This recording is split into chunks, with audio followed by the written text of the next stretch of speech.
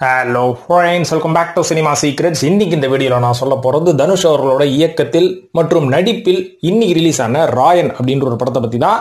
இந்த படம் நல்லா இருக்கா இல்லையா அப்படின்றத பற்றி மேட்டருக்கு டைரெக்டாகவே வந்துடுவோம். அதாவது பொதுவாகவே என்னை பொறுத்த வரைக்கும் என்னோட தனிப்பட்ட கருத்து என்ன அப்படின்னு பார்த்தீங்கன்னா, இந்த வயலன்ஸ் வன்முறை கொண்ட படங்களை வந்து நான் பெருசாக ஆதரிக்கிறதே கிடையாது. ஆனால் நான் ஒரு ஆக்ஷன் படம் லவர். அதாவது ஆக்ஷன் படத்துக்கும் வன்முறை படத்துக்கும் ஏகப்பட்ட வித்தியாசங்கள் இருக்கு.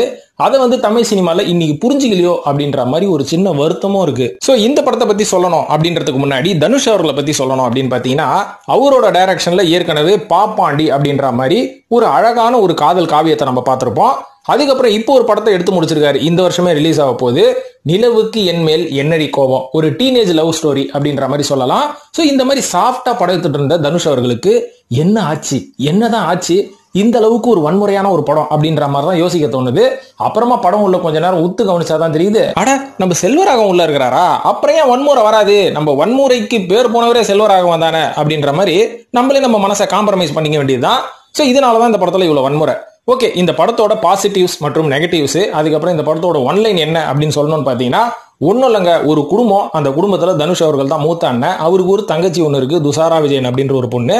அதுக்கப்புறம் 2 தம்பிங்க. ஒன்னு வந்து உருப்படாத தம்பி, அந்த தம்பியின் பேர் தான் வந்து காளிதாஸ் ராமா. இல்ல அவர் படிக்கிற புள்ள, அவர் நல்லா படிச்சுன்னு இருப்பாரு காலேஜ்ல. அதுக்கப்புறம் இன்னொருத்தர் இருக்காரு சந்தீப் கிஷன், இவர் தான் கொஞ்சம் உருப்படாத தம்பி. இந்த உருப்படாத தம்பியால ஒரு பிரச்சனை இந்த குடும்பத்துக்கு வரும். அதுக்கப்புறம் அதே ஏரியால தௌலத்தா சுத்தி நிக்கிற ஒரு மிகப்பெரிய ரவுடிய போட்டு தள்ளுவாங்க. அதெல்லாம் வந்து ட்விஸ்ட், அதெல்லாம் நான் சொல்ல மாட்டேன்.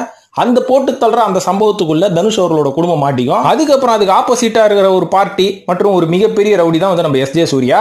ஸோ இந்த எஸ்ஜே சூர்யாவுக்கும் அதுக்கப்புறம் செத்து போன அந்த ரவுடிக்கும் நடுவுல ராயன் குடும்பம் எப்படி மாட்டுச்சு, அதுல இருந்து இந்த குடும்பம் எப்படி வெளில வந்தது அப்படின்ற ஒரு கதை தான் இந்த படத்தோட ஒன்லைனே இவ்வளவுதாங்க. ஸோ இந்த ஒரு கதை காலத்துல எந்த அளவுக்கு action sequence, twist and turns, அதாவது இந்த படத்துக்கு ராயன் பேர் வைக்கிறதுக்கு பதிலா ட்விஸ்ட்னு வச்சிருக்கலாம். ஏன்னா படத்துல எந்த பக்கம் திரும்பினாலும் 10 நிமிஷத்துக்கு ஒரு ட்விஸ்ட் வருது.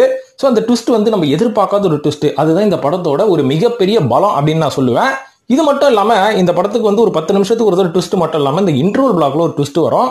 வேற லெவல்ல மாசா இருக்கும், உண்மையாவே நல்லா இருந்தது. அதுக்கப்புறம் கிளைமேக்ஸ்ல ஒரு ட்விஸ்ட் வரும். இதையும் தாண்டி அப்பப்போ ட்விஸ்டா வந்துட்டு இருக்கோங்க, அப்படியே அள்ளி போட்டுக்கிட்டே இருப்பாங்க. இது ஒரு பாசிட்டிவா இருந்தாலும், இதுக்கப்புறம் நான் சொல்ல போற ஒரு பாசிட்டிவ் என்னன்னு பாத்தீங்கன்னா, இந்த படத்துல தனுஷ் அவர்களுக்கு ஜோடியே கிடையாது. அதுதான் ஒரு பெரிய நல்ல விஷயம். ஆனா அது பதிலாக எஸ்ஜே சூர்யாவுக்கு 2 ஜோடி கொடுத்துட்டாங்க. வரலட்சுமி சரத்குமார்லாம் உத்து கவனிச்சாதான் தெரியுது, அப்பா யாருப்பா அந்த கேள்வி அப்படின்ற மாதிரி உத்து கவனிச்சாதான் இது வரலட்சுமி சரத்குமார் அப்படின்றத கண்டுபிடிக்கிறதுக்கு எனக்கு படம் முடிவாயிடுச்சு. இது மட்டும் இல்லாம இது வந்து ஒரு காமெடி, அதுக்கப்புறம் இந்த குடிசேத்துல உட்காந்து பசங்க அரட்டை அடிக்கிறது, அதுக்கப்புறம் தேவையில்லாத லவ் ஸ்டோரி, இது எதுவுமே இந்த படத்துல கிடையாது. ஸோ இந்த படம் வந்து ஒரு கம்ப்ளீட்டான ஒரு ஆக்ஷன் படம் அப்படின்னு சொல்லி ரிலீஸ் பண்ண ஒரு வயலன்ஸ் படம். அதனால தான் சென்சாரே இந்த படத்துக்கு ஏ சர்டிஃபிகேட் கொடுத்துட்டாங்க. ஸோ தனுஷ்க்கு ஜோடி இல்லப்பா, அதனால அன்வான்டா ஒரு 10-20 நிமிஷம் வேஸ்ட் ஆகாது. அதுக்கப்புறம் பாத்தீங்கன்னா மூன்றாவது பாசிட்டிவ் வந்து இந்த படத்தோட கதாபாத்திர வடிவமைப்பு எனக்கு ரொம்ப ரொம்ப பிடிச்சிருந்தது. ஏன்னா ஒரு படத்தோட ஒரு பெரிய ஸ்ட்ரென்த்தே வந்து அந்த காஸ்டிங் தான் அப்படின்ற மாதிரி சொல்லுவாங்க. இந்த கதாபாத்திரத்துக்கு இவரை போட்டா கரெக்டா இருக்கும்னு. அது மாதிரி தனுஷ் ஆகட்டும், தனுஷோட தம்பிகளாகட்டும், துஷாரா விஜயன் வந்து இந்த படத்துல முக்கியமான கதாபாத்திரம் பண்ணியிருக்காங்க. அது வந்து படம் பார்க்குற அத்தனை பேருக்கும் தெரிஞ்சிருக்கும். பார்க்காதவங்க மறக்காம போய் பாருங்க. ஸோ அது மட்டும் இல்லாமல் எஸ்ஜே சூர்யாவோட கேரக்டர், அதுக்கப்புறம் ஆப்போசிட்ல துரைன்னு ஒரு ரவுடி பண்ணியிருப்பாரு. அந்த கேரக்டருக்கு வந்து வேற யாருங்க, நம்ம சரவணன் அவர்களை போட்டிருப்பாங்க. ஸோ இந்த படத்துல கதாபாத்திர வடிவமைப்பு ரொம்ப நல்லா இருந்தது. செல்வராகவனுக்கும் ஒரு முக்கியமான கதாபாத்திரம். அதனால ஒரு 10 பேரை வச்சிருந்தாலும் நிறைவா இருந்தது அப்படின்ற மாதிரி சொல்லலாம். இது மட்டும் இல்லாம இது ஒரு அண்ணன் தம்பி கதை, அண்ணன் தம்பி சென்டிமெண்ட் இருக்குமோ, அப்படியே கட்டி பிடிச்சிக்கிட்டு பாச பிணைப்புல அழுவானல அப்படின்ற மாதிரி கேட்டீங்கன்னா அதுக்கு ஆப்போசிட்டா நடக்கிற மாதிரி தான் ஒரு கதை. ஸோ இந்த மாதிரி இந்த படத்துல நிறைய நல்ல விஷயங்களை சொல்லிக்கிட்டே போகலாம். ஆனா இந்த படத்துல சில பிரச்சனைகளும் இருக்கு, அதையும் நான் சொல்லிடுறேன். அதாவது கதை வலுவாக இல்லை அப்படின்னு தான் நான் சொல்லுவேன். ஏன்னா இந்த படத்தோட கதையை பொறுத்த வரைக்கும் இப்போ நான் சொன்னதுதான் கதை, இதுவே ஒரு போதுமான கதை நல்ல படம் எடுக்கிறதுக்கு. ஆனா இந்த படத்துல வந்து வன்முறையை நல்ல தூணனால இந்த கதை வந்து ஒரு சப்பையான கதையா முடிஞ்சு போச்சு. அதுதான். ஏன்னா இந்த கதைக்குள்ள ஏகப்பட்ட கிளை கதைகளை வச்சு இந்த படத்தை வந்து நல்ல ஒரு பெரிய பிரம்மாண்ட படமா காமிச்சிருக்கலாம். ஆனா பாத்தீங்கன்னா ஒரு சின்ன செட்டு, அதாவது என்னங்க சொல்றது, ஒரு கிரவுண்ட்ல ஒரு பெரிய குப்பத்தை செட்டு போட்டு மாத்தி மாத்தி இதோ இதான் தனுஷ் வீடு, அங்க பாரு 4 வீடு தள்ளி பாரு அதுதான் எஸ்ஜே சூர்யா வீடு, இந்த பக்கம் பாடுறா இதுதான் சரவண வீடு, அந்த ரவுடி வீடு அப்படின்ற மாதிரி கை காமிச்ச நம்ம ஷூட்டிங்கே முடிச்சிட்டாங்க போலுது. ஸோ எல்லாமே ஒரே வட்டத்துக்குள்ளே வருது. சன் பிக்சர்ஸ் வந்து நிறைய செலவு பண்ணுவாங்க மட்டமான படத்துக்குலாம். இந்த படத்துக்குலாம் நிறைய செலவு பண்ணியிருந்தா இன்னும் கதைக்குள்ள கிளை கதைகளை வச்சு இன்னும் பிரம்மாண்டமா காமிச்சிருக்கலாம். ஆனா இந்த 100 கோடி ரூபாய்க்கு பட்ஜெட் 100 கோடின்றாங்க. அந்த 100 கோடி ரூபாய்க்கு என்ன செட்டெல்லாம் போட்டு எப்படி எடுக்க முடியுமோ தனுஷ் அவர்கள் அவரால் முடிஞ்சதை பண்ணிட்டாரு. இருந்தாலும் தனுஷ் அவர்களை பத்தி இந்த படத்துல சொல்லுவாங்க, அவர் எவ்வளவு பெரிய ஆள் தெரியுமா, அவன் யார் தெரியுமா, அவட்டெல்லாம் வச்சுக்காதீங்க, அவன் பயங்கரமான ஆள் அப்படின்னுவாங்க. சரி, இவருக்கு கூட ஏதோ ஒரு பிளாஷ்பேக் இருக்கும் அப்படின்னு நானும் வெயிட் பண்ணி பார்த்தா படமே முடிஞ்சு போச்சு. அதுக்கப்புறம் அந்த பிளாஷ்பேக்லாம் கொஞ்சம் சொல்லியிருந்தா இன்னும் கொஞ்சம் நல்லா ஸ்ட்ராங்கா இவர் பயங்கரமான ஆள்பா அப்படின்ற மாதிரி நம்ம ஒரு அண்டர்ஸ்டாண்டிங் வந்திருப்போம். கடைசி வரைக்கும் ஒரு பயங்கரமான ஆளா இல்ல கோவத்தினால வந்து இந்த மாதிரி வன்முறையில இறங்குறாரா அப்படின்ற குழப்பத்தோடய நம்ம இருந்தோம். இதுக்கப்புறம் ஏஆர் ரகுமானோட மியூசிக் போஸ்டர்ல பார்த்ததுக்கு அப்புறம் தான் தெரிஞ்சது இது ஏஆர் ரகுமான் மியூசிக்கா அப்படின்ற மாதிரி. ஏன்னா அந்த லட்சணத்துல இருந்தது. பிஜிஎம் கூட ஓரளவுக்கு ஒத்துக்கலாம், பாட்டெல்லாம் சுத்தமா சகிக்கல. 4 வரி தான் இன்ஸ்டாகிராம்ல வைரலா இருக்குது.